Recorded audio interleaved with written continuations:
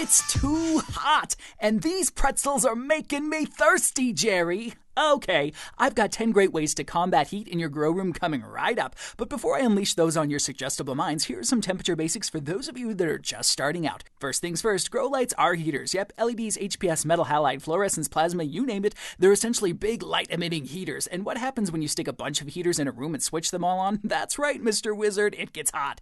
Temperatures for plants is all about two things, leaves and roots. Leaf temperature is affected by your grow room's air temperature, air movement, humidity, and proximity, and intensity of your grow lights. Plants cool themselves by passing water through tiny holes in their leaves called stomata. As the exiting water vaporizes and joins the air, it also cools the plant. Good old latent heat of evaporation, hard at work. But hey, don't make those little stomata work too hard. Hot and especially hot and dry conditions activate guard cells around the stomata, and when too much water is passing through the leaves, it causes stress on the root system, and these tiny little guards step in and close up the holes. This effectively shuts your plant down. No photosynthesis can take place. Your plant is basically in self-protect mode, toughing it out until conditions improve. In other words, your big chunky grow lights are on, but your plants ain't growing. Flowers don't form properly, essential oils are lost, fruits abort prematurely, plants grow tall and leggy. Basically, it's a major bummer for all life forms involved. Now, root temperature is principally affected by the nutrient solution temperature and the temperature of your growing medium if you're using any. The ideal is around 66 to 68 degrees Fahrenheit or around 20 degrees Celsius. Any hotter than this and dissolved oxygen levels fall rapidly, leaving your root system susceptible to pathogens and other diseases.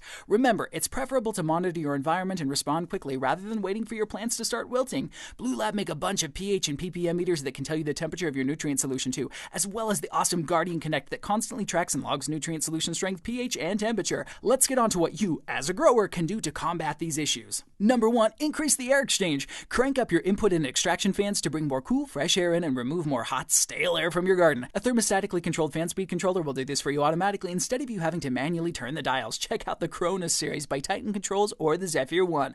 Also, be sure to take your input air from the coolest place you have available. Some growers use an air conditioner to cool their input, especially during the summertime. Number 2, lower nutrient strength.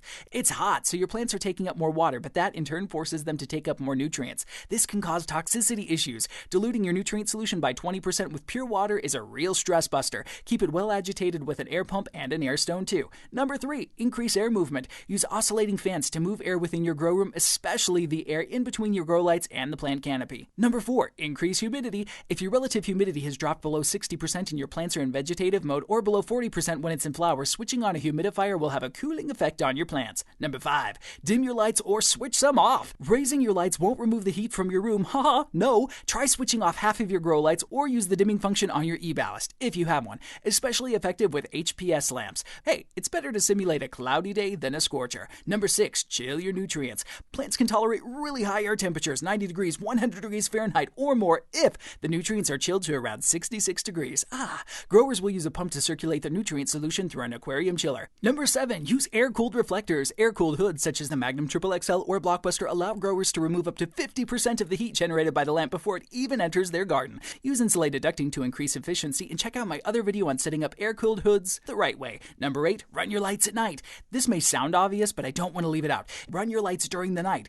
Not only may the electricity be cheaper, but your ambient temperatures will be lower when your lights are on, making your life easier. Number 9, seal it up. Ventilating an indoor garden doesn't work for all growers, especially those in hot climates. Typically, these growers seal their grow rooms cool with an air conditioner and add carbon dioxide using a generator or a tank connected to a regulator. It's also worth noting that plants can tolerate higher temperatures and conditions with elevated CO2, up to 1300 ppms, about 4 times the normal atmospheric levels. Number 10, nutrient additives and beneficials. Increased silica will help your plant soldier through a hot spell by toughening up cell walls. Check out Armor C from General Hydroponics, an awesome silica supplement. Subculture B, also by General Hydroponics, will help to colonize your plant's root zones with beneficial bacteria, making it harder for pathogenic organisms to get a foothold.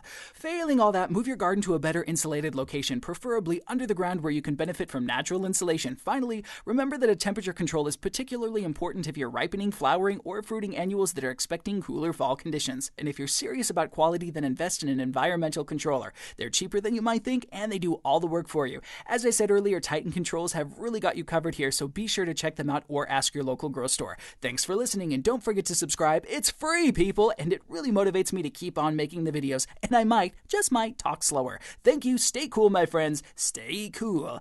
Bye-bye.